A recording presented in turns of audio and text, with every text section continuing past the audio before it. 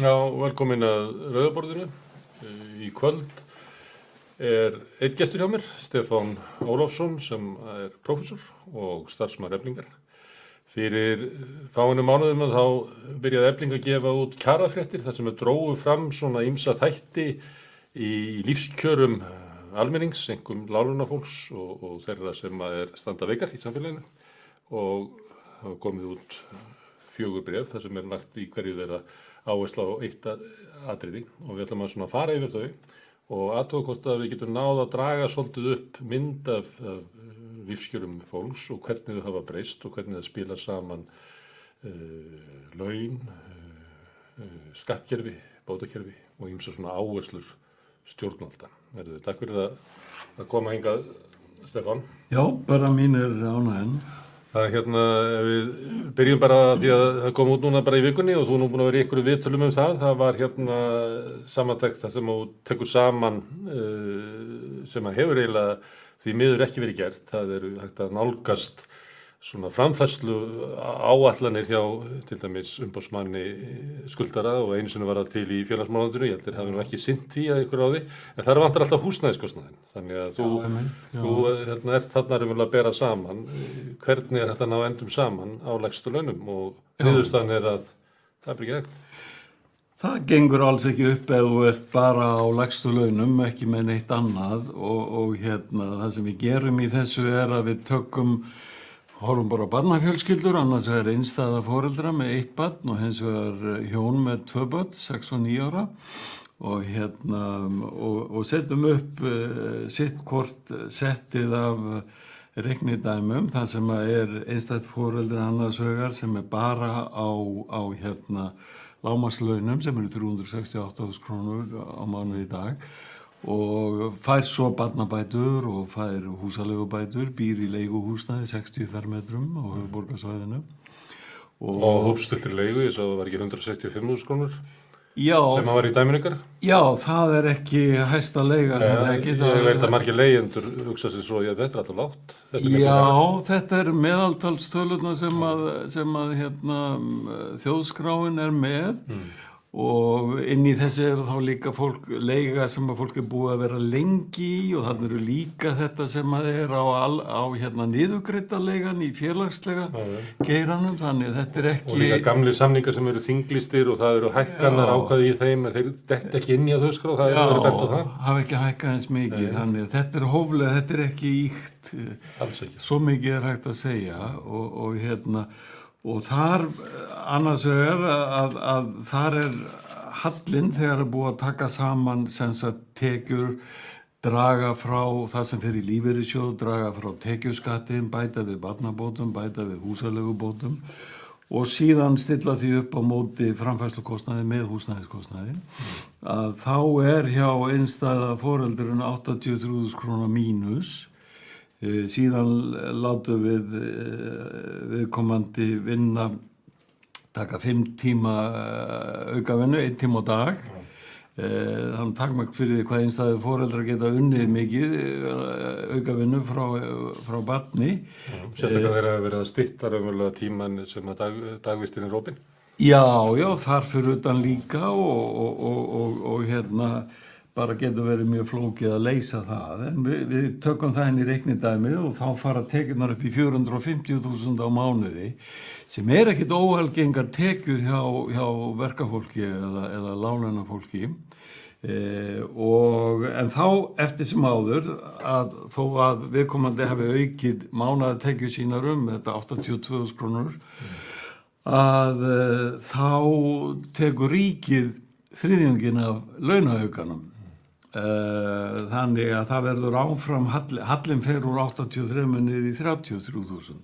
Þannig að það dugir ekki einu sinni með þessari aukavinnu, þá verður viðkomandi ef hann ætlar að ná endum saman. Þá verður hann að fara í óvenju ódýrt húsnæði, óvenju ódýrt og þá óvenju lélegt að gæðum væntanlega. Og sama hátt tökum við svo hjón með 2 börn og þá gefum við okkur það að þau séu bæði í fullri vinnu en bæði á lágmarkslaunum. Það 2 sinnum 368.000, 736.000 á mánuði og þessu aðeins stærri íbúð líklega? Þau fara í 85 fermetra íbúð sem nú ekkit engin rausn fyrir 4 manna fjölskyldu og þar húsnæðiskostnaðurinn 234.000 en hallinn verður þar 89.000, tæp 90.000 og sem nú eiginlega, ég meina, eiginlega mikil vonbrigði að tvisvar sinnum lágmarkslaun skuli ekki duga til að koma fjölskyldu fyrir hallamörkin, ná endum saman. Það dugar ekki tvær fyrirvinnur. Við bætum á það fólk tvisvar sinnum þessum sama aukavinnuskammti, 1 tíma á dag á hvort, sem ánægða mjög erfitt, en við myndum reikna með, ég býst við í framkvæmd, að þá myndi öll aukavinnan koma í hlut annars og hinn myndi vera með börnin, en þá fara tekjurnar með þessari tvöföldu aukavinnu upp í 900.000 á mánuði, sem nú talsverða tekjur þannig séð, en við erum í dýrasta landi heims. Ísland það, ásamt Sviss. Við skiptumst á milli ára að vera í efsta sætinu þessi árin. Og skammavelun. Fáum vilja skammavelun að vera svona dýr. Já.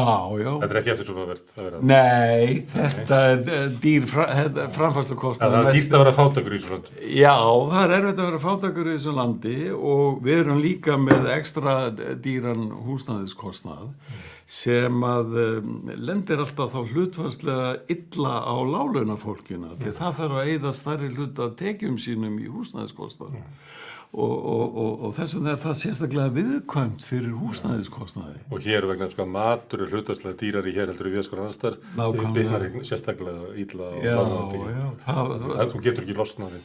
Nei, þetta það matur og húsnæði það sem að fólk þarf að sleppur aldrei undan. Og ég truflaði þig. Þú varst búin að senda þig út að vinna þarna samanlagt 10 tíma á viku. Og þá fóruðu upp í 900 skall og hvað verður þá?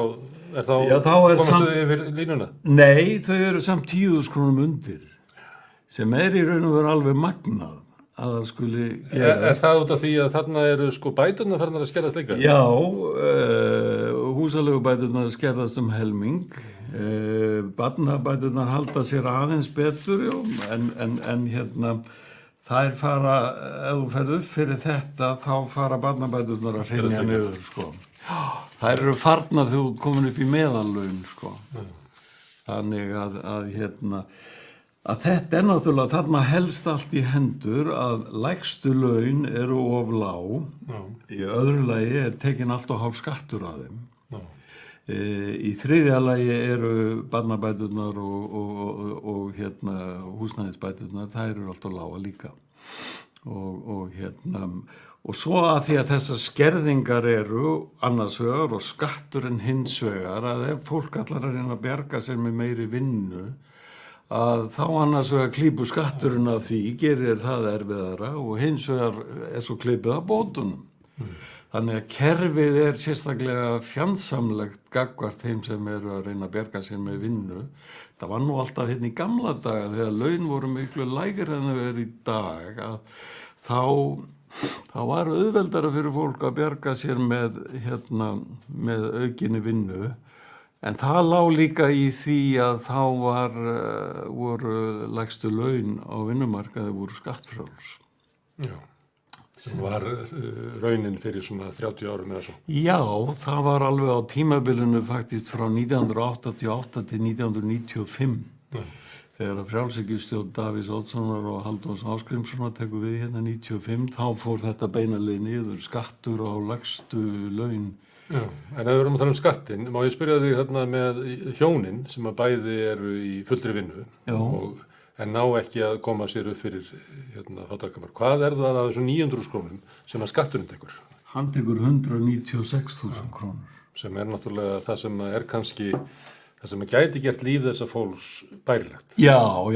Þau ættu fyrir mat allan tíman og þau ættu þarna eitthvað því að framfærslu viðmiðunin er mjög þröng. Já, hún er ekki með neitt lúxus, sko, og þau myndu ná endum saman og gætu hugsanlega með aðhaldi lagt eitthvað aðeins fyrir, þannig að þau gætu eitt vonum að komast einhvern tímann í eigið húsnæði, geta haft útborgunar hlutan í því.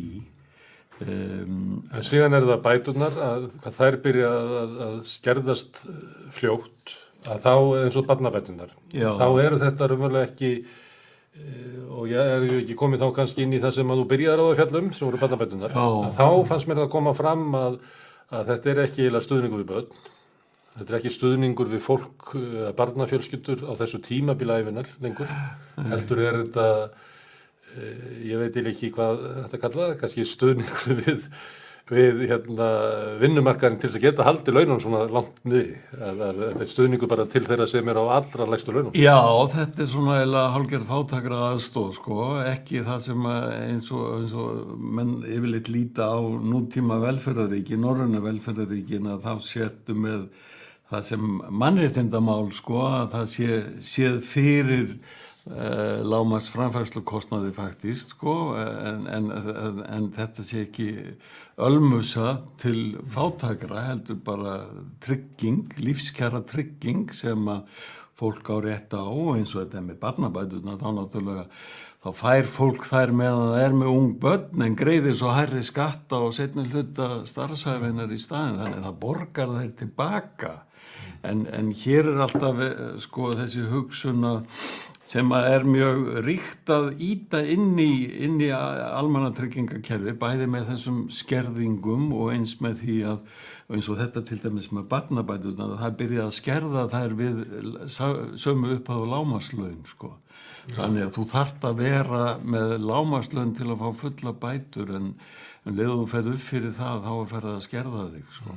En var hugsunin þannig á Íslandi einhvern tímann að þetta var svona tilfærsla innan æviskeiðsins, þar sem að þú fékkst barnabætur þegar þú varst ungur og með barnafjölskyldur, og svo borgaru þar raunverulega síðar í hluta ævinnar, þegar börnin eru heima, þá lækkar ekki skatturinn og heldur áfram að borga en færði ekki bætur, en netto skatturinn hækkar þegar barnabæturnar fara. Var þetta einhvern tímann svona? Eða náðu við aldrei að búa þetta kerfi til almennlega og þess vegna var kannski svo auðvelt að láta það hrörna og fjara út?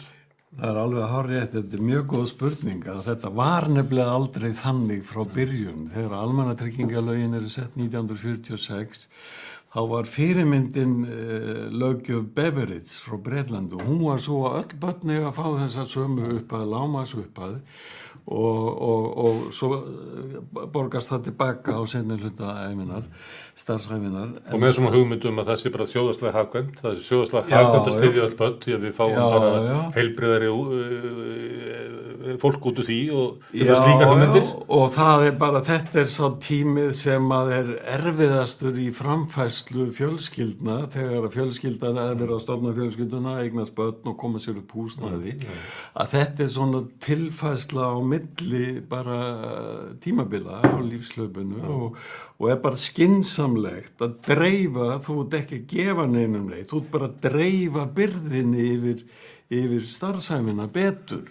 En Íslendingu fannst það ekki alveg skynsamlegt? Nei, og það var sett inn að kröfu Sjálfstæðisflokksins, var það sett inn að það voru ekki greidda barnabætur með fyrsta, öðru og þriðja barni, það voru greidda barnabætur með fjórða og fimmta barni á þeim tíma og þetta var síðan farið að greiða með öllum börnum eftir 1960.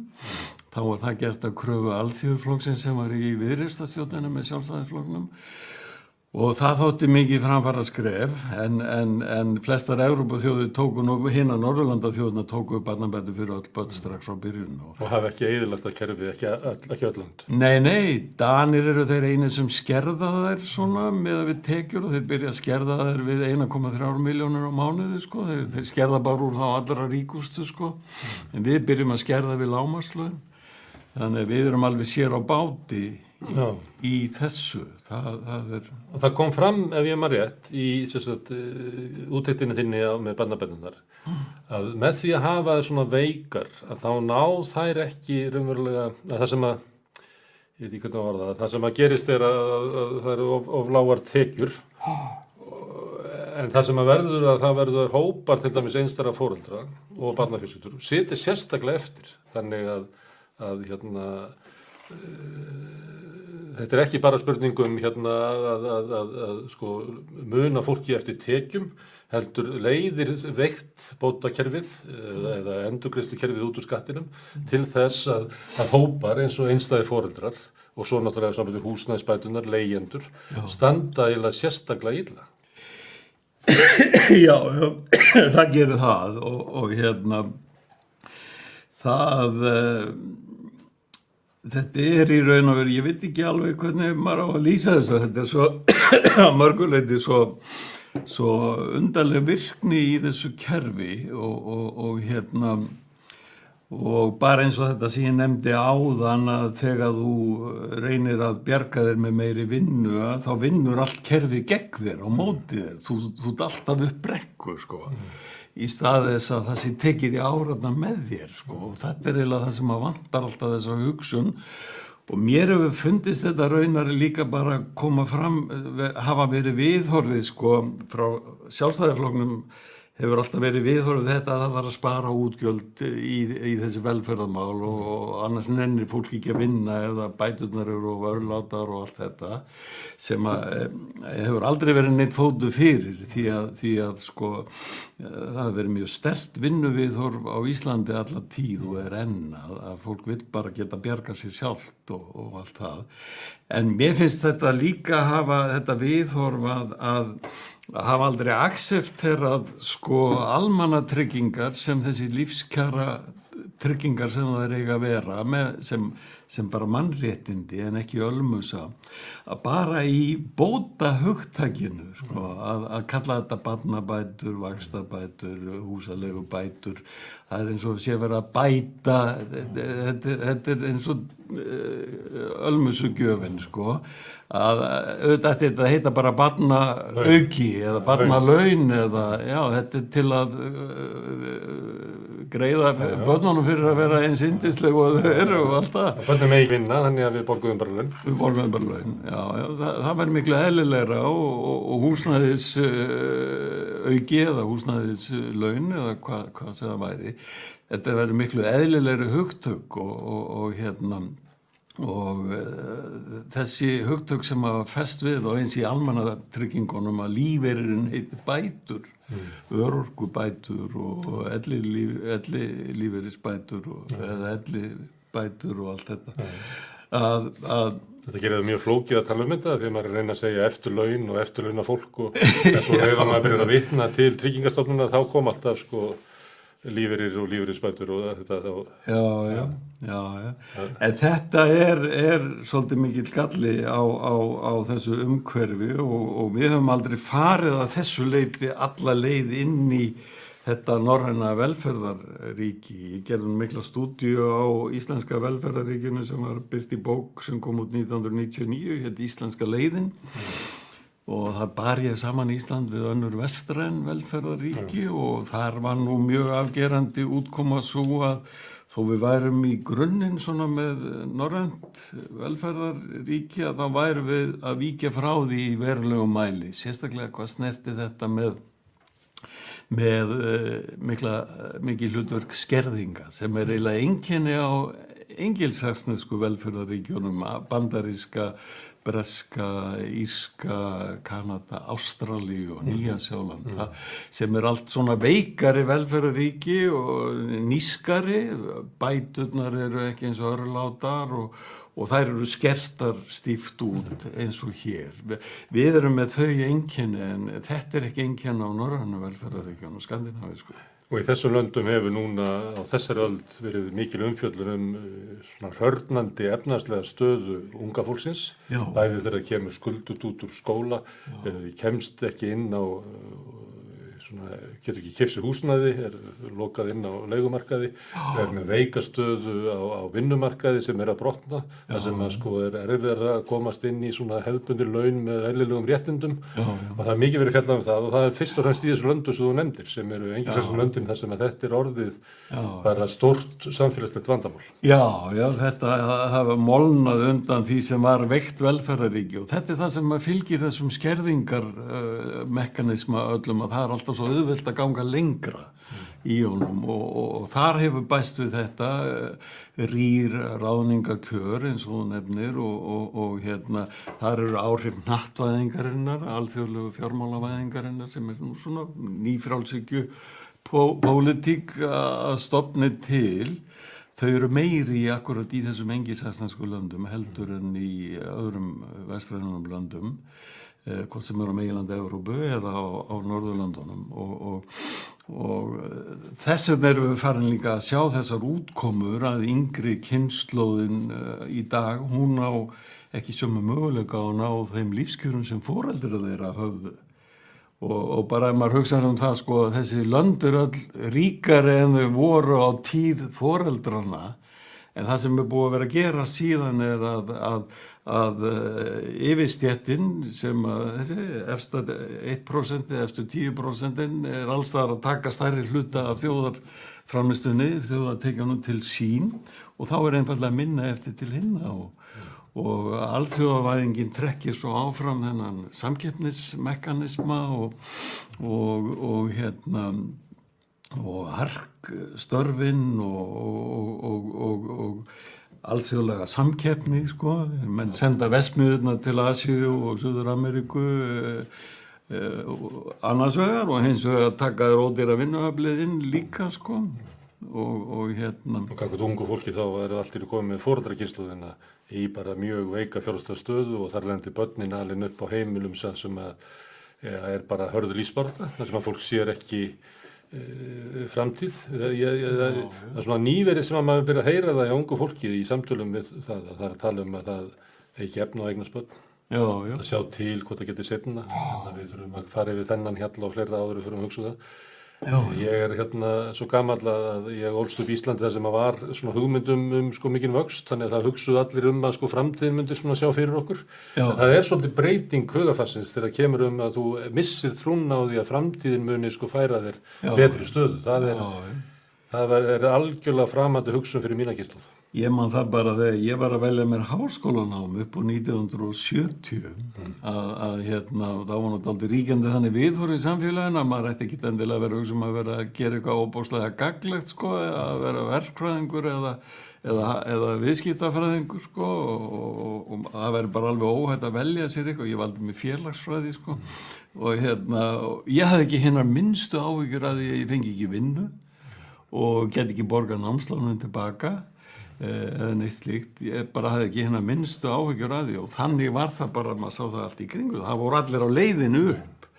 Það var hagvöxtur sem var að skila sér í betri lífskjörum til almennings, fólks úr lægstu stéttum og þannig að menn gátu stólað á þetta. Þetta er ekki í sama mæli í dag. Eitt kjarabréfið fjallaði vaxtabætur og þó að hið veika barnabótakerfi hafi laskast að þá hefur eiginlega orðið meiri hrörnun í vaxtabótakerfinu sem líka svona kynslóðastuðningur. Það hefur verið að styðja fólk á þeim tíma sem að koma sér upp í húsnæði þó svo að með kannski fara að deila það þegar lánin eru til 40 ára og húsnæði svo dýrt að þetta eiginlega, fólk alla ævina að borga þetta með forsendur sem raunverulega í dag.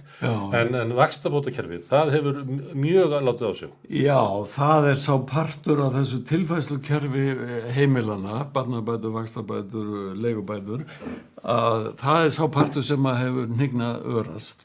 Og það dálítið dramatískt því að þegar að ríkisstjórn Sjálfstæðisflokks og Framsóknarflokks lagði niður félagslega húsnæðiskerfið árið 1999. Félagslega húsnæðiskerfið var það sem leyfði lægri tekjuhópum að gaf þeim kost á að eignast húsnæði og var með vaxtakostnaðurinn þar var niðurgreiddur og beint En þegar að þetta kerfi lagt niður virkaði mjög vel en það var alltaf tregi á því hjá stjórnvöldum að fjármagna það nóg og byggu til alltaf ítrekað aftur og aftur vanda að því að þeir fjármagnuðu þetta ekki nægilega vel. En þetta lagt niður sem sagt og ákveða að taka stefnunni átt að meiri markaðsvæðingu húsnæðislánana sem var svo gengið alla leið eftir einkavæðingu bankana og 2004 var það komið alla leið. En þegar þetta lagt niður, þá var því lofað að vaxtabótakerfið kæmi í staðinn. Það myndi niðurgreiða húsnæðiskostnaðir þeirra sem að veru með lægri tekjur, þeirra sem að eru nýrri á markaði, eiga minna í húsnæðinu og yngri niðurgreiðslan sem var á vöxtum í byggingasjóði verkamanna. Já, þetta kom átt að koma í staðinn og það gat alveg virkað og virkaði alveg ágætlega þannig. En strax eftir þannig kringum 2004 þá fer ríkisstjórnin að skera þetta niður og fram að hruni síðan Í góðærinu og þegar að þá einmitt þegar að bankarnir eru komnir inn í húsnæðislánin þá fasteignaverðið á flegi fer upp. Já, algjörlega. Þá kom mikil verðbóla alveg fram að hruni faktist. Og þeir lánuðu bara meira og lánuðu til lengri tíma, skuldsettu fólki meira, en kerfið, vaxtabótakerfið sem átti að létta fólki í skuldabyrðina, það tekið niður samhliða. Vinstri stjórnin sem tók við eftir hrun þegar að skuldabyrðin af húsnæðislánunum var óbærileg eftir gríðarlega kjaraskerðingu og verðbólgu, 20% verðbólgu sem fleytti afborgununum upp úr öllu valdi, að þá þrefaldaði eða tæplega það vinstri stjórnin vaxtabótakerfið þrefaldaði útgjöldin í það næstu því og það var tíma þannig að vaxtabæturnar greiddu 45% af vaxtakostnaði láglaunafólks, þeirra sem voru í lægri hópanum. Þannig það var umtalsverð niðurgreiðsla á að vísu mjög háum vaxtakostnaði sem var þá orðinn.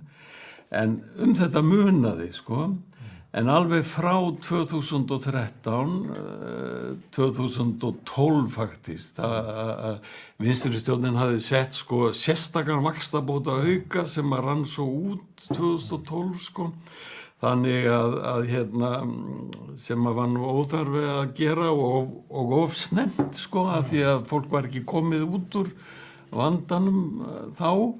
En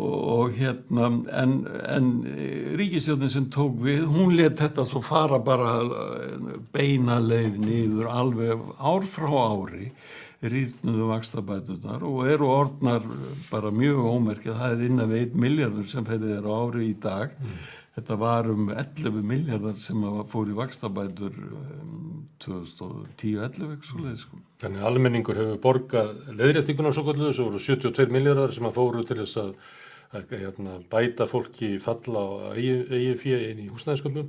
Raunverulega borgaða margfalt með skertum vaxtabótum. Algjörlega. Og það sem að ríkisstjórnin bauð upp á móti og hælir sér stundum af, sérstaklega fjármálaráðherrann núverandi, að fólki hafi gefist kostur á því að nýta séreignarsparnað, skattfrjáls sem byrjaði á því í leiðréttingunni, og svo var það framlengt og það núna aðal húsnæðisstuðningur stjórnvalda til þeirra sem eru að basla við að eignast húsnæði, að fólk geti tekið lífeyrisparnað, séreignarsparnaðinn sinn og fengið að einhverju hluta hann skattfrjálsan. En þá málið þannig að láta ekki fólk á miklu síður séreignarsparnað. Þegar ellin kemur.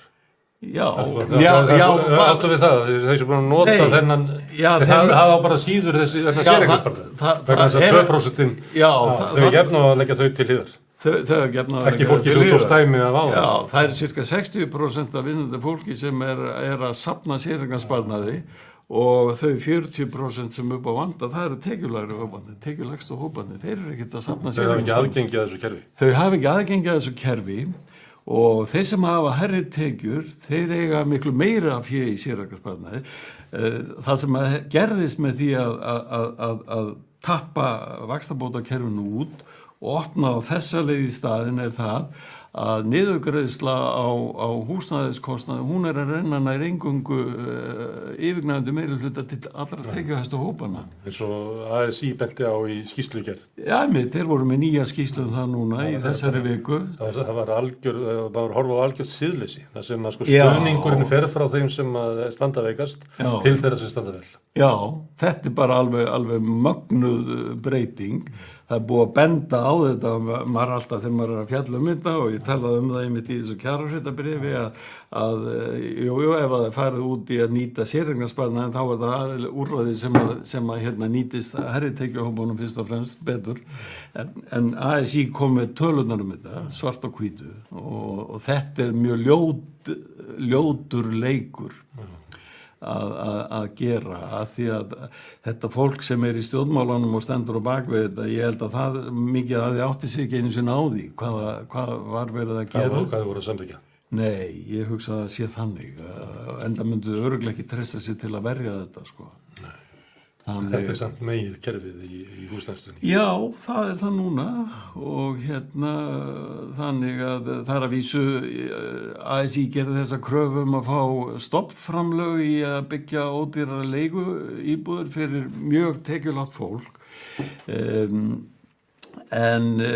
og það var nú gefin út leyfi fyrir 600 íbúðum á ári eða eitthvað svoleiðis sko, sem að bara og það er gefin nema helmingur af því verið byggður sko.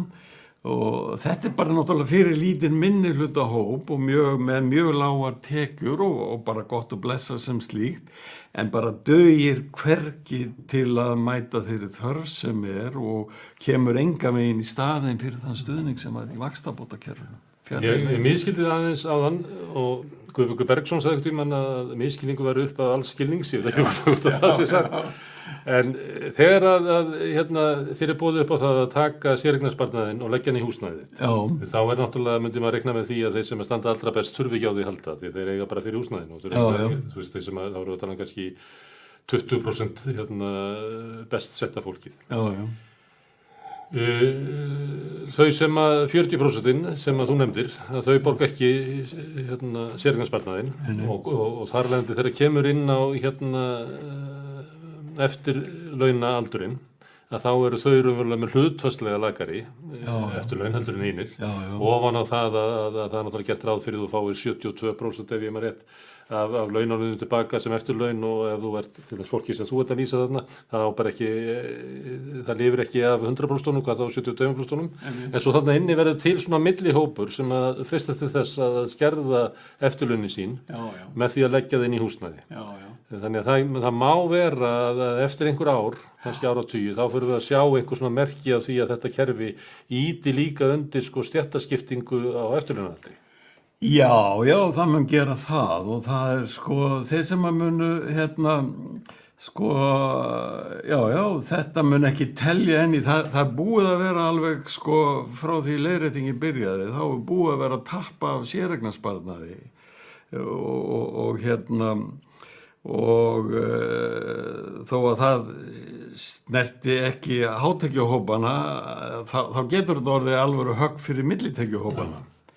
Ég held að það geti vel verið alvarlegt og þeir ekkit of sælir af þeim lífeyrisréttindum sem þeir hafa og menn mættu kannski hafa það líka í huga að þegar að þannig alltaf annars slagi verið að tala þetta að við séum með besta lífeyriskerfi í heimi partur af og það reiknidæmi sem að gengur út frá því að reikna hverju lofar kerfið fólki sem að byrja á vinnumarkaði í dag eftir 40-45 ár hvað mun það fá í hlutfalla laununum, ævilaununum, meðalævilaununum. Inn í þá reikninga alltaf gert ráð fyrir að fólk sem séreignarsparnað líka. Þetta bara reiknidæmi sko og það mun ekki skila sér. Dæmi á ekki við 40% sem ekki með séreignarsparnað? Nei, á alls ekki við þau. Og síðan núna yfirvofandi að það verið að færa niður réttindi í lífeyrissjóðunum vegna þess að það getur að fyrir að fólk lifi lengur sem er nú aðalega herri stéttirna sem lifa lengur. Þá erum við eiginlega komin á fjórða bréfinu sem við eftir að og það er náttúrulega, þar dregur við fram hennan svona stéttarmun sem er varðandi lífeyrisréttindi sem að því miður höfum við bara ekki nógu góð gögn í. Ég hafði áhuga þessu fyrir einhverjum árum síðan og reyndi að finna út úr þessu og gat fundið að Svíarnir til dæmis eru með svona betri stéttagreiningu í Hagstofu upplýsingum og hafa fjallað þetta og þá ég man alveg hvað það sló mann þegar maður sá það að lífslíkurnar á þeim sem að voru held ég hafi nú bara verið fjórðungur, það verið 25% þeirra sem hafðu það lagast, með við þá 25% sem hafðu það best, að það voru 9 ár í einni rannsókninni. Og það er ekkert, það hefur aldrei verið hugsað út í þetta, í umræðum lífeyrisréttindi, hvað erfiðisvinnu fólkið og lágtekjufólkið sem er slitið af erfiðri vinnu og afkomu kvíða og sem að felst í því að búa við þær aðstöður sem hún lýstir henni upp af því. Þetta er aldrei Þetta er ég aldrei á borðunum. En þú dróst fram að hluta til að þeim upplýsingum hægt að ganga að hér. Já. Dróst þetta fram í kjarabréfi 3. Já, þar erum við að útlista það hvernig þetta kemur misjafnlega við stéttirnar og við höfðum upplýsingar um ævilíkur eða meðalævilengd fólks eftir menntahópum sem að nálgast svona þessi stéttaáhrif að verkafólk hættir oft fyrr hefur skemmri skólagöngu og fer þar að lendi í þessa lægri menntahópa þannig að það er svona ákveðin vísir í þá átt sko. Og staða þeirra í lífeyriskerfinu er þá þannig að þeir sem hætta fyrir skóla fara fyrr út á vinnumarkað, byrja fyrr að greiða í lífeyrissjóði og ef að þeir fara á lífeyri eins og aðrir að meðaltali, segjum 67 ára, að þá er staðan þeirra svo að þeir lifa skemur heldur en millistéttafólkið og hærristéttafólkið. Það er þarandi meira út af kjörinu, minna út af kjörinu. Fær þar að lendi minni, það borgar inn í lífeyrissjóðana í lengri tíma en fær lífeyrin í skemmri tíma. Og þetta er bara beinn halli á milli stétta. Það er svona samskonar halli á milli kynjana því konur lifa lengur en kallar. En á þessu verður mesti munurinn á milli háskólamenntaðra kvenna og grunnskólamenntaðra eða bara verka karla að þar getur sko munurinn á ævilengd á Íslandi er mestur á milli þeirra hópa og þeir í 87 árum sko. En á milli verkafólks og háskólafólks er það svona jafnaði innan við 5 ár samt. Það er töluvert. Það er alveg... Ég vil lofa því að þú ert 85 ára og vilt fá þessi 5 ár. Já. Þú vilt ekki fá það. Já, þetta er stórt atriði, hagsmunaatriði og svo þegar þú ætlar að fara að skrifa niður réttindin í lífeyrissjóðunum rýra þau að þá ertu og þá er það gert eins og það er gert núna áforma að gera það í lífeyrissjóðunum að það getur ráð fyrir að allir lifi lengur sem nemur meðaltalinu en verkafólkið er ekki mikið að auka ævilengdina það er að gera það skemur heldur en í minna mæli heldur en milli og hærri hóparnir og síðan eigum við vona á því að þegar að við höfum verið að fjölga mikið innflytjendum sem koma frá löndum í Austur-Evrópu þar sem meðalævilengdir skemmri en hér og þetta er fólkið oft í erfiðustu lífskjörunum erfiðustu og áhættumestu störfunum, mesta slitið og ég á vona myndi spá því að þegar þetta fólk fer meira að koma inn í dánartölunar að þá muni ævilengd verkafólks á Íslandi jafnvel koma niður eins og hún hefur verið að gera sumstaðar í öðrum vestrænum löndum Bandaríkjunum áberandi en það kemur nú fleiri. Það er ekki út af innflutningi fólks þar í Bandaríkjunum, það er bara út af lakari kjörin. Það er lakari kjörin og ópíóða faraldurinn og það sem er nú partur af svona, hann er mestur í riðbeltinu þar sem að vestmiðurnar fóru sko og fólki situr eftir atvinnulaust og vonlaust. Þar er það vest þar sko. En þessi umræða svona stéttamun menntamun, en ég reikna með að Hagstofan gæti setti þetta upp í sko svona raunverulegri stéttamun. Þetta ekki til umræðu þegar að vera að ræða lífeyrissjóðakerfið í Íslandi. En maður heyrir það, ég man til dæmis heldur verið fyrir síðustu kosningar eða það síðustu sem að sósíaldemókratarnir í Danmörku voru að leggja til lækkun á eftirlaunatöku erfiðisvinnu fólks. Já. Þannig að einhvers staðar er verið að ræða þetta og lita á þetta sem vandamál. Já, Danir eru faktisk, það var sett í lög, tók gildi núna 1. janúar á þessu ári, að einmitt komið til móts við erfiðisvinnu fólk út af þessum halla gagnvart hagsmunum þeirra í lífeyriskerfunum og þeir útfæra þetta þannig að þeir spurja því hvað hefur fólk verið lengi á vinnumarkaði þegar það hefur náð 61 árs aldrinum og ef að fólk hefur verið 44 ár, menn gera venjulega ráð fyrir að fullur starfsferillinn sé 40 ár í lífeyriskerfunum. Þetta er eitthvað sem við byrjaði að vinna 17 ára? Já, til dæmi, akkurat. Það sviður mig, ég hætti í skóla þá. Ég byrjaði að vinna 9 ára, en það er alltaf það. Það var nú oft gert hérna áður fyrr. En ef þeir hafa verið í 44 ár þegar þeir eru orðin 61 árs, þá maður þeir fara 3 árum fyrr á lífeyri í almannatryggingu. Og ef þeir hafa verið í 43, þá það dregst 1 ár frá. Þannig þarna er komið til móts við þetta og þetta skilar sér til láglaunahópana meira og verkafólks, erfiðisvinnufólks. Og umræða sem að verður eiginlega að vera á sama tíma og kannski þeir sem að hafa verið í þægilegri vinnu eru að krefast þess að fá að vinna lengur. Já, það er ekki fallegt ef að sú umræða raunverulega dekkar eiginlega alla umræðum lífeyrisaldur. Já, og það sem að ríkisstjórnin sko, það er alltaf verið að lofa blessuðum eldri borgurunum sko fyrir hverja kosningar sko, að það er eitthvað að draga úr skerðingunum sko og svo var það efnt núna með því að hækka frítekjumarki einungis gagnvart atvinnutekjunum. Og það er þá fyrir þá sem að og bara það er nú til tölur það nýtist fyrst og fremst tekjuhærri hópunum, tekjuhæstu hópunum svona milli hópum kannski aðalega sem að geta unnið og koma úr þægilegra vinnuumhverfi og búa ekki við þetta líkamlega slit og annað sem að verkafólk er meira sett undir. Þannig að það er bara það er svona fríðindi sem að býður betur settu fólki möguleika á því að vera á fullum lífeyri og hafa meiri tekjur af atvinnuþátttöku sko. Hvað ertu búin að ákveða hvað kemur næst? Er þetta plan? Já, við erum með sko við erum með 3 kjarafréttabréf eða 4 í pípunum. Við munum taka sennilega næst fyrir verðlagið, dýrasta land í heimi og svo ætlum við að taka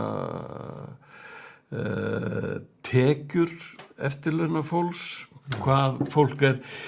Ég held að ólíkur hópur þar.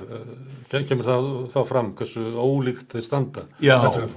Það mjög nauðsynlegt að fá slíkt inn í umræðu. Já, ég held sko fólk almennt átti sig ekki á því hvað fólk sem er komið á eftirlaun í dag, hvað það er í raun og veru að fá mikið frá lífeyrissjóðunum. Alltaf við erum með bestu lífeyrissjóði í heimi og þar hefur allt gengið mjög vel, öll ávöxtun og annað sko. En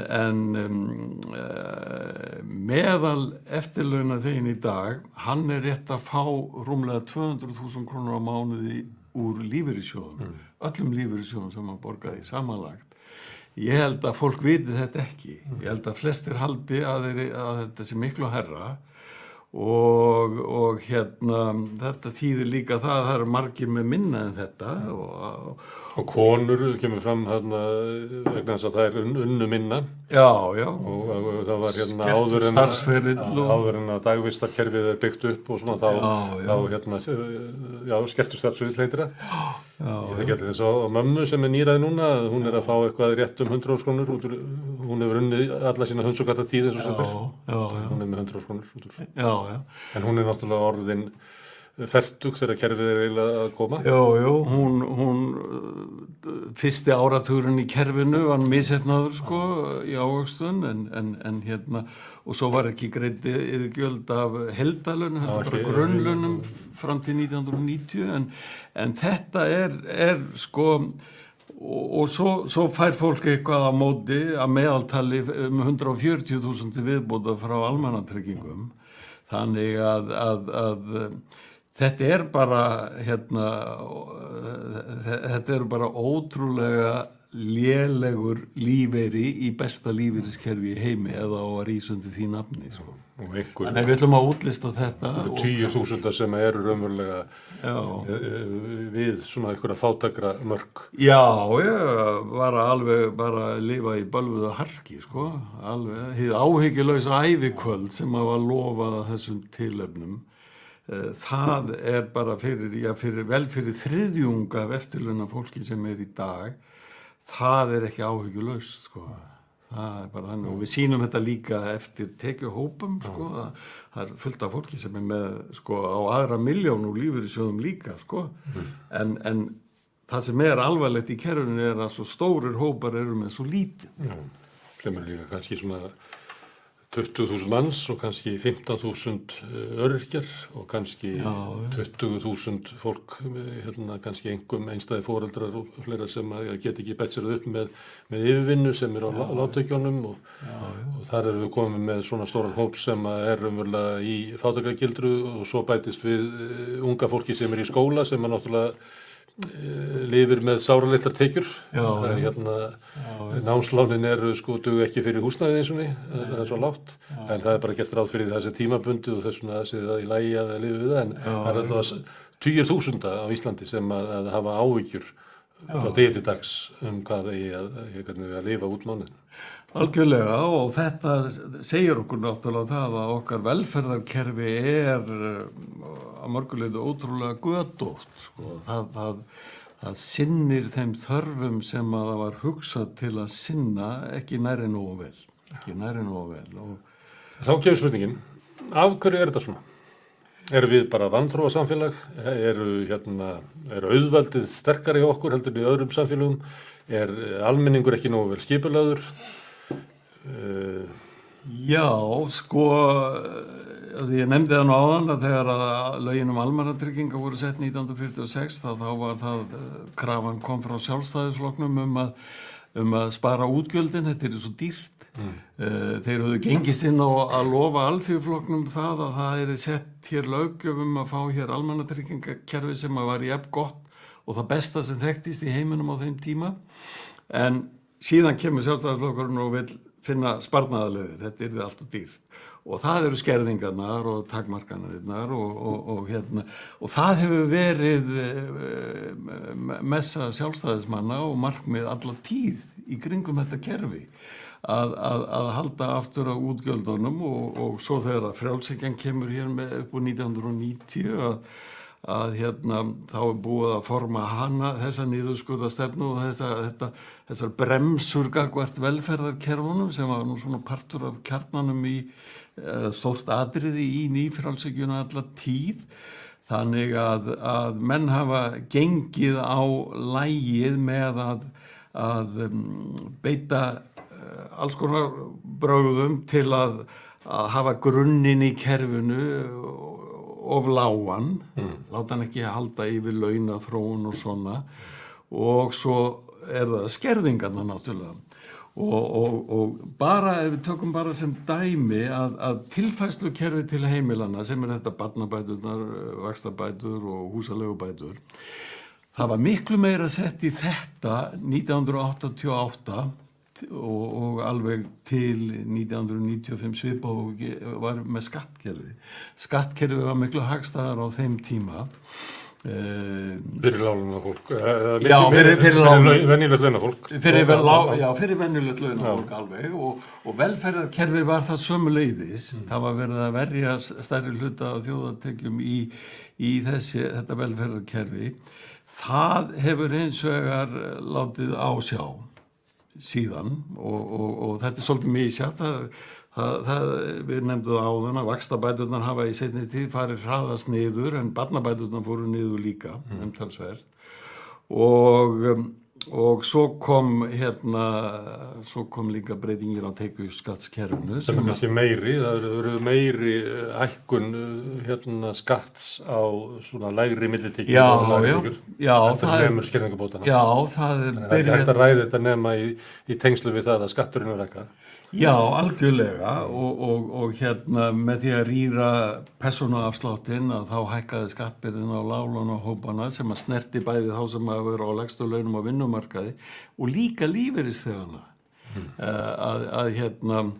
Að þetta fólk bar allt sívaxandi skattbyrði fram að hruni, þá snerist það örlítið við, ekki mikið.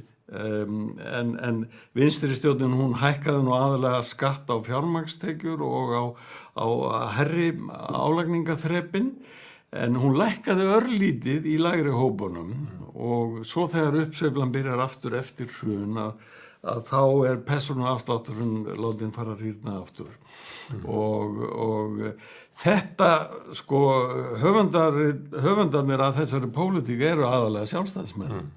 Þeir hafa verið í fjármálaráðuneytinu meira og minna frá 1991 nema þessi 4 ár þar sem að vinstristjórnin var eftir hrun.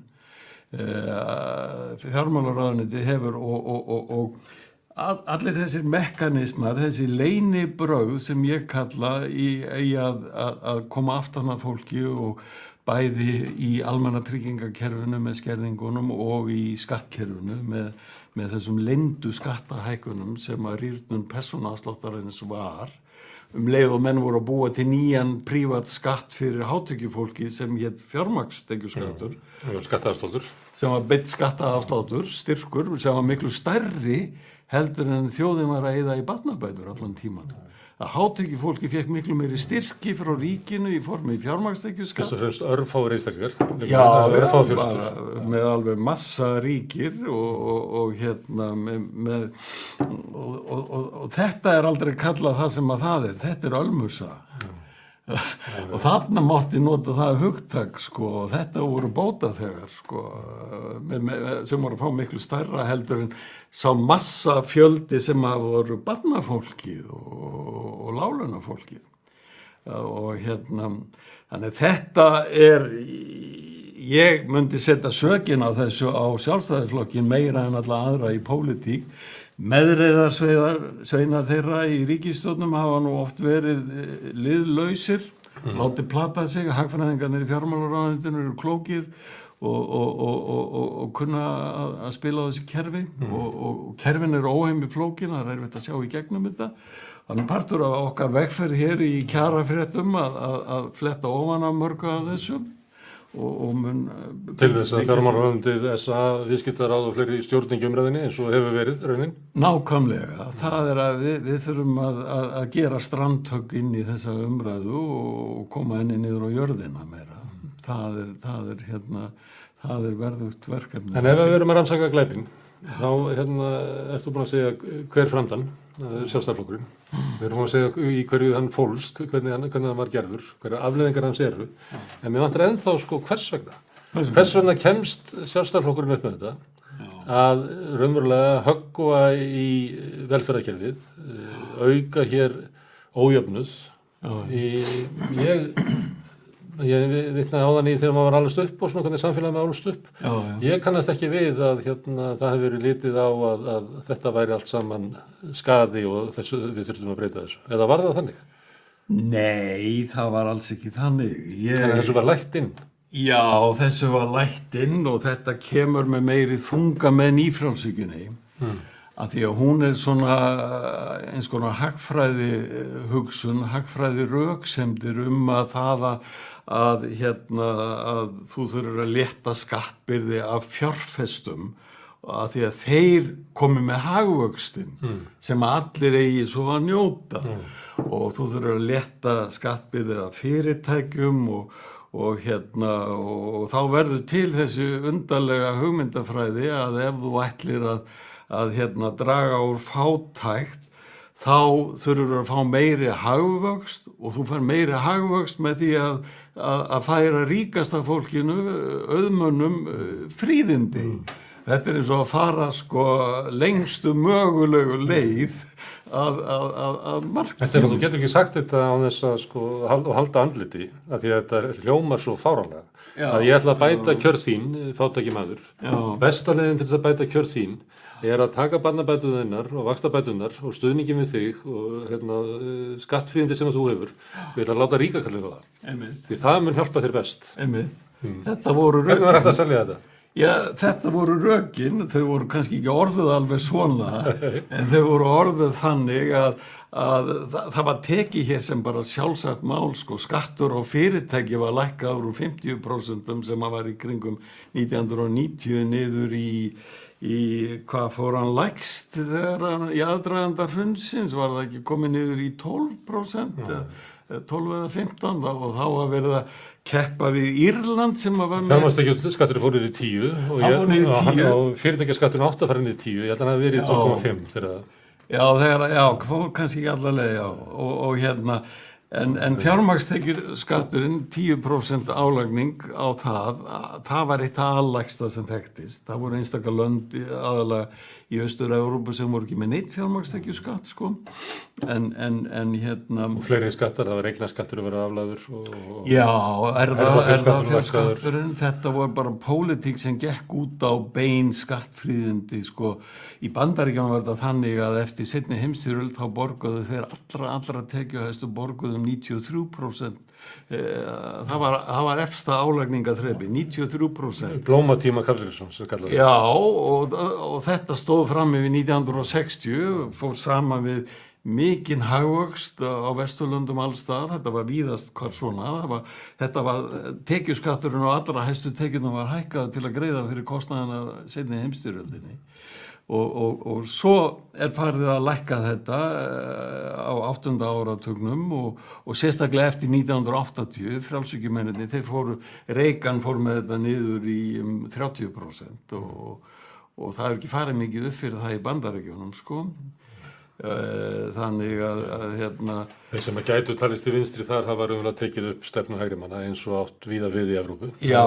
Víða í Evrópu sem fyrrum vinstriflokkar eða vinstriflokkar hafa tekið þátt í því að innleiða nýfrjálshyggjuna. Bill Clinton er kannski með stærri skref í áttina nýfrjálshyggju heldur en Ronald Reagan. Já, og það er að mörguleiti dramatískt að sinna átt því að jafnaðarmannaflokkarnir, sósíaldemókratarnir sem áttu nú sinn þátt í að þessari velgengni eftirstríðsáruna frá 1945 og framundi 1980, það sem var þetta blandaða hagkerfi, uppbygging velferðaríkis, mikill hagvöxtur, róleg þróun í átt að meiri jöfnun í tekjuskiptingu og láglauna og millitekjuhóparnir voru alla jafna að bæta kjör sín örast á þessum tíma. Jafnaðarmannaflokkarnir sem skiluðu þessu, þeir tóku síðan alþjóðavæðinguna opnum örmum með öllum þeim pakka. Þetta var alþjóðavæðing nýfrjálshyggju.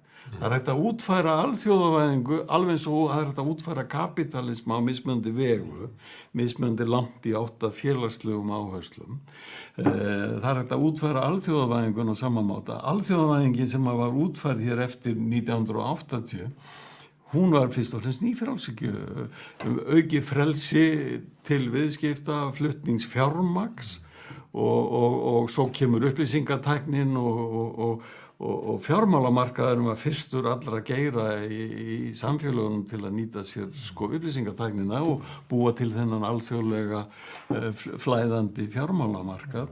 Og fyrirbrigði sem voru búin til í alþjóðasamvinnu hugmyndum eftirstríðsáruna eins og Sameinuðu þjóðirnar voru raunverulega lamaðar á tímum nýfrjálshyggjunnar og alþjóða.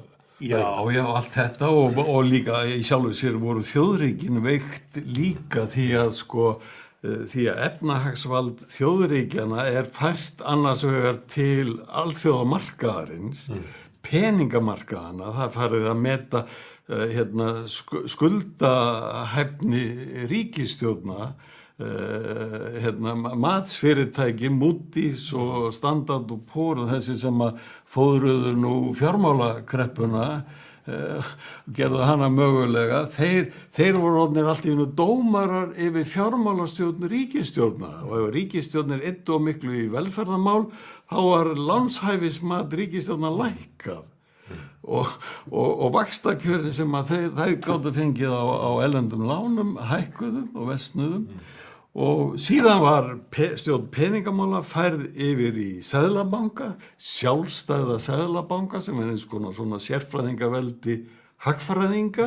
Fólk sem er sérmenntað í nýfrjálshyggju sem að satar. Já, ég menna sú hagfræði sem að yfirleitt stjórnað eftir er nú eiginlega mótuð mörguleiti út frá hagsmunum og sjónarmiðum fjárfesta og atvinnurekenda. Ríkustu. Já, oft á tíðum er það nú þannig. Fyrir hrun, þá varst þú einn af þeim sem varst að fjalla nýfrjálshyggju og svona gagnrýni á því. Ég þekki náttúrulega ekki alveg þinn feril sem félagsfræðings, en svona á síðari árum að þá hefur mikið tilverið að skoða svona hluti aukin ójöfnuð og gafst nú út bók það og svona hluti. Og svo ertu allt í einu orðin starfsmaður Eflingar. Hafa rannsóknir þínar gert þig róttækari eða það nú stundum menn geta verið að rannsaka alls konar hluti og menn halda svona temmilegri fjarlægð frá því og það eru margir fræðimenn sem hafa verið að velta þessu fyrir sig hvað berið mér ekki að gera kannski eitthvað, bregðast eitthvað við er það að þú sért starfsmaður Eflingar, háskólaprófessor sem ættir að hafa það bara ágætt í háskólanum, þú þarft ekki að vera í aukavinnu. Nei. Er það afleiðing af rannsóknum? Já, allan minn bæði náms- og starfsferil þá fókuseraði ég alla tíð á velferðarmál og vinnumál, atvinnumál og ég sagði nú snemma uppgötvaði það nú snemma bara fyrir sjálfa mig að þessi viðfangsefni þau eiga ekki bara heima í einni fræðigreini, að það er ekki þannig að efnahagsmálin eigi heima í hagfræðinni, stjórnmálin eigi heima í stjórnmálafræðinni og samfélagsgerðinni í félagsfræðinni. Þetta vinnur allt saman, spilar allt saman og pólitík hefur áhrif á efnahagsmál, pólitík hefur áhrif á lífskjör og þannig ég hef alltaf farið yfir öll landamæri í fræðigreinum og lesið jöfnum höndum félagsfræði, stjórnmálafræði og hagfræði og ég sótti kúrsa í þessu öllu í mínu námi og var mjög heppinn að eiga góða kosti á því svona góðum gæðum sem að buðust í því en að því að þú spyrð svona hlutleysi og það allt að það er ákveðin mórall í háskólaumhverfinu sem er þessi hlutleysismórall og ég var félagsvísindamaður ráðinn inn í háskólanum 1980 og þá var litið mjög niður á félagsvísindi sem svona annarsflokks vísindi, alvöruvísindi voru raunvísindin og hagfræðin gat eiginlega verið nálægt þeim Þóttist vera það. Það aðferðafræðin þar, þótt að viðfangsefni vera annað. Notaði meira starffræði og svona en þannig að við sem vorum í því að byggja upp þessi félagsvísindi við Háskóla Íslands, við þurftum að bregða okkur mjög í þetta hlutlausa form og ég var nú til dæmis stofnaði félagsvísindastofnun með öðrum og fyrsti forstöðumaður hennar frá 1984-5 í 13 ár og við vorum svona að reyna að sína hlið á félagsvísindunum sem að svo að þau getur gert gagn í þjóðfélaginu. Þau getur aflað upplýsinga, gert kannanir og úttektir og við hefðum verkfæri. Já, væri alvöru nytsamleg fræði og þannig að við leikum mjög mikið hlutleysi og þegar við vorum að gera kannanir þá var maður alltaf að reyna að passa að orða spurningarnar í kannunum þannig að það verður ekki leiðandi og allt þetta og þetta er dálítið ríkt hjá okkur háskólamönnum og ég er reyndar hættur í háskólamönnum núna þannig að ég get tala meir þetta kannski að það er ákveðin feimni við að segja það sem er óþægilegt fyrir valdhafana.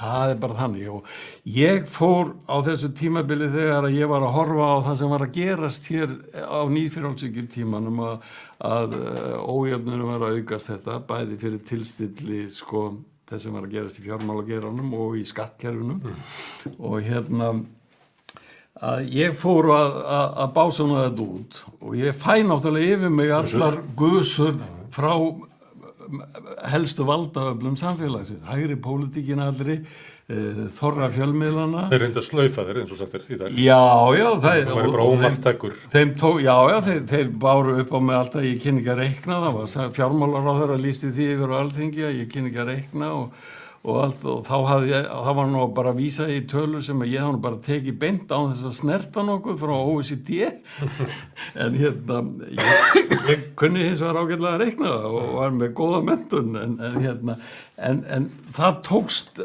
náttúrulega að varpa einhverju skugga á þetta Og varstu var við það að það væri svona síður sótt til þín eða síður vitna í þig? Síður óska eftir því að þú kemur í viðtal í RÚV og þar fram til gotunum? Já, ég var við þá tíma og ég skynjaði það alveg að trúverðurleiki minn hafi verið dregin í efa og síðan fórum við þá út í það, ég fór ákvað að gera það að gera upp þetta tímabil, sem sagt frá 95 til hrunsins og eftir allt það sem hafi verið að gerast í tekjuskiptingunni, eignaskiptingunni, skattkerfinu og fekk til liðs við mig ungan hagfræðing, Arnald Sölva Kristjánsson og við unnum að því nokkur ár saman að gera mikla rannsókn á tekjuskiptingunni og þessu og skrifum svo þessa bók Ójöfnuður á Íslandi sem kom út 2017, þar sem að við fórum ofan í öll þessi gögn með þeim aðferðum sem tíðkast alþjóðlega á þessu sviði.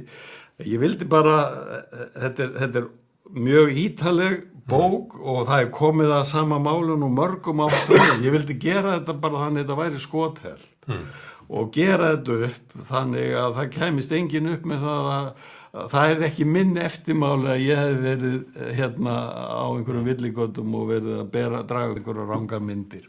Þetta er allt staðist mjög vel og en síðan hætti ég háskólanum og fer að vinna fyrir Eflingu að því að ég hafði nú bara áhuga á svolítið á það er nú svona mitt vinnumarkaðurinn og lífskjörin. Mér langaði nú svolítið bara, ég var ekki tilbúin að hætta að starfa, þetta er mitt áhugamál líka, sko. Þannig að mér fannst að það væri skemmtilegt að nálgast þetta þar er svona meira praktíski vettvangurinn, ekki þessi akademíski, sko. Það þarf maður að reyna að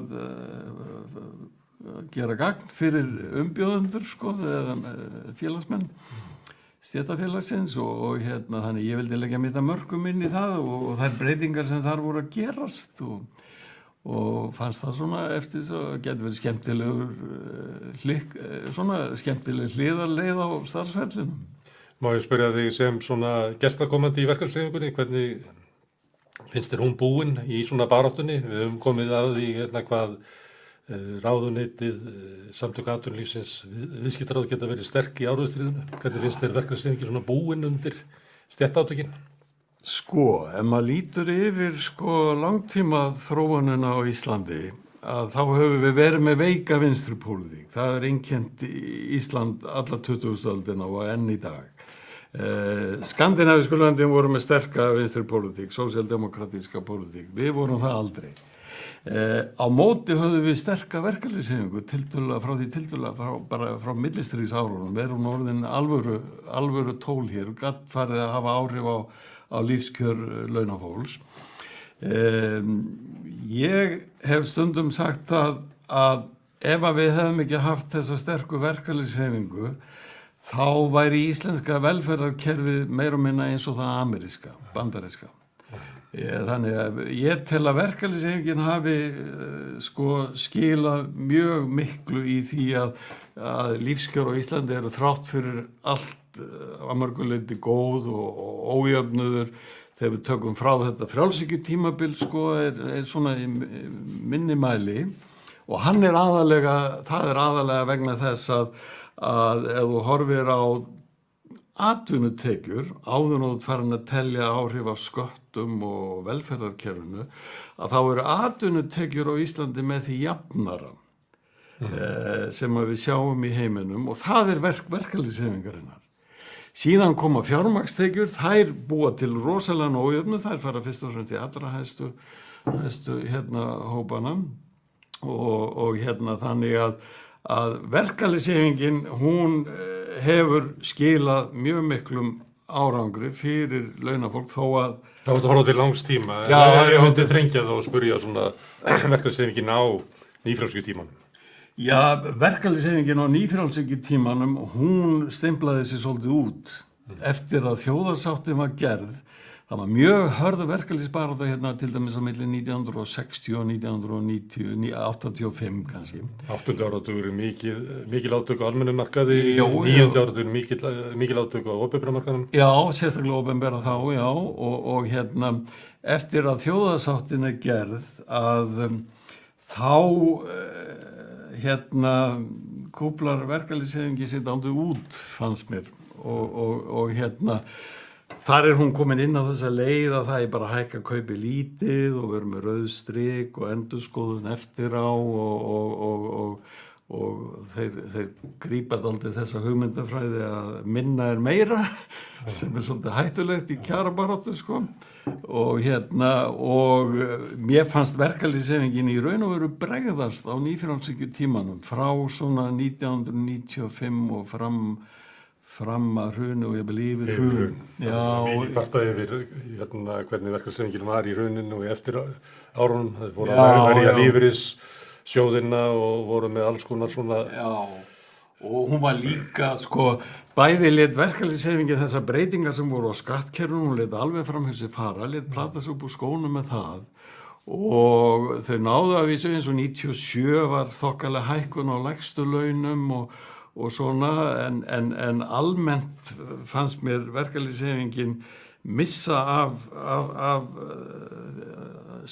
hún skilaði ekki því mikilvæga aðhaldi sem þurfti á nýfrjálshyggjutímanum.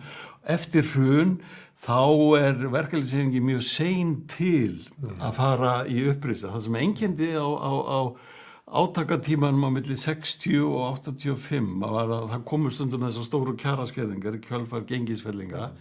Verkalýðshreyfingin kom alltaf einu ári seinna og sótti það tilbaka. En það ekkert fyrir en sko í raun og veru í kjarasamningunum 2015 sem farið að sækja eitthvað alvöru fram. En þá það gert sko í kjölfar læknaverkfalls. Það sem voru 30% kauphækkun kom og í kjölfar þess að kjaradómur hafði skilað embættismönnum 30-40% af hækkunum. Þannig að verkalýðshreyfingin, hún í raun og veru, hún var rekin til að gera alvöru launakröfur 2015. Breytingin sem í núna í verkalýðshreyfingunni, átökin, það fer ekki á milli mála og þú örugglega tekið eftir því setjandi inn á skrifstofuna á Eflingu. Þau verið skilgreind að einhver leyti sem svona afleiðing af búsáhaldabyltingunni, af þessu ástandi sem þú ert að lýsa, að verkalýðshreyfingin hafi sofið árið á undan og ekki gert nóg eftir hrunið, ekki raunverulega fundið nóg til með fólki eftir hrunið og það eru Ragnar Þór, Sólveig Anna og fleiri eru raunverulega persónur úr búsáhaldabyltingunni. Já. Er þetta holdbreyting, finnst þér? Já, þetta bara grundvallarbreyting tel ég sem að var með þessari nýju verkalýðsforystu. Þá í raun og veru sko vaknar einhver vitund það að það þurfa að beita verkalýðshreyfingunni miklu meira heldur en hefði verið gert alveg á áratuginn á undan sko og rúmlega það, jafnvel 2 áratuginn á undan og farið að taka á úrræðum ég man það nú bara þegar við vorum að undirbúa lífskjarasamningin 2019 og við vorum mikið að vinna í því ég og Sólveig Anna að útfæra tillögur skattabreytingar og ég reifaði það við einn af eldri forystumönnunum í hreyfingunni á einu stigi að við varum með svona metnað að fá svona 20.000 króna skattalækkun fyrir lágtekjufólk. Og ég vissi ekki hvert hann ætlaði að fara, sko. Hann ætlaði bara niður úr gólfinu. Þetta svo dýrt, þetta bara alveg stjarnfræðilegt. Við fengum 10.000 krónur, við vildum fá 20. Einhvern tímann í fyndinni þá bað fólk 8 stunda vinnudag og þótti djart. Já. Það var einhvern tímann á miðri þar síðustöld eða upp úr miðri þar síðustöld. Já, en menn þurfa náttúrulega að þora að bera fram kröfur. Já, það er nú það sem það er grundvallaratriðið og hérna og bara ef við tökum bara sko hérna eins og menn núna erum við að fara að horfa fram á kjarasamninga og menn að það voru berast fregnir af því í byrjun árs að það stemdi í alltaf hérna 200 milljarða útgreiðslum úr fyrirtækjum til eigenda, arðgreiðslur. 200 milljarða á árinu 2022. Þetta næstum því 4 sinnum meira heldur en kostnaður af öllum launahækkunum var í lífskjarasamningnum. 4 sinnum meira. Þetta það sem fer þá bara til yfirstéttar, annars vegar, og svo lífeyrissjóða eitthvað. Og hérna, og alla menn svo að segja, það er ekki sögum til að hækka laun, þegar þetta miklu peningar eru þarna fljótandi og það er víðar peningar heldur en í skráðum fyrirtækjum sem að greiða út arð, sko. Það er miklu víðar peningar en það. Þannig að hérna... Það sem að launafólki fékk út úr þessum samningum er umverulega lítið í samanburði við það sem að eigendur fyrirtækjanna og... Tvímælalaust. Við getum bara afmarkað þann hóp við eigendur sjávarútvegsfyrirtækjanna, sko. Bara það sem að þeir fengu í eignaaukningu eftir hrun, sko. Það gengi var orðið lágt og hefur skilað sér til þeirra annars vegar í mikilli aukningu eigna inn í fyrirtækjum og hins vegar í mjög mikilli arðgreiðslu. En við erum að tala endurnýjun verkalýðshreyfingarinnar og við erum búin að fara svolítið yfir, eða þú ert búin að fara yfir hérna, það breytingar sem eru úr samfélaginu frá svona 95 fram að hruni. Svo nefndur áðan að það hefði tekið alveg frá 2008 til 2015 að sko verkalýðshreyfingi kemur fram og myndi sótt á kjaraskerðingu sem var eftir hrunið. Við erum með svona pínlitla hólu hér sem var leiðrétt 2015. En hólan sem er hér, sem er eiginlega allur nýfrjálsíutíminn, erum við að fara að horfa upp á með endurnýjaðri verkalýðshreyfingu átök að almenningur endurheimti það sem að var flutt frá almenningi til hérna auðugri, til eins prósessins. Eru þetta kannski svona megin átökin í íslensku samfélagi næstu 10-15 ári? Já, þannig sé ég það. Það þarf að endurheimta sko skattkerfið sem er miklu sanngjarnara, var miklu sanngjarnara. Við þurfum að endurheimta það. Við þurfum líka að endurheimta velferðarkerfið og við þurfum líka að laga lífeyriskerfið. Þannig að ég lít á það þannig að verkefnið er ekki bara að trekkja upp laun, sko. Það er að mörguleyti meira að sækja í gegnum endurbætt skattkerfi og velferðarkerfi. Því að bara ef við tökum þetta eins og við vorum að byrja samtalið á hallarekstri á lágtekjuheimilunum að ef að það fólk væri ekki að borga tekjuskatt af lægstu launum, að þá væri ekki þessi hallarekstur. En ef við ætlum að ná því með launahækkunum, þá þurfum við að hækka launin miklu meira en því nemur, sko. Ef við ætlum að draga úr hallarekstri heimilaðum sem nemur 100.000 krónum, þá þurfum við að hækka launum, sko, 150-60.000 því að skatturinn tekur alltaf sinn part af og því leyti þú fær beina lækkun á tekjuskatti, það skilir sér beint í ráðstöfunartekjum.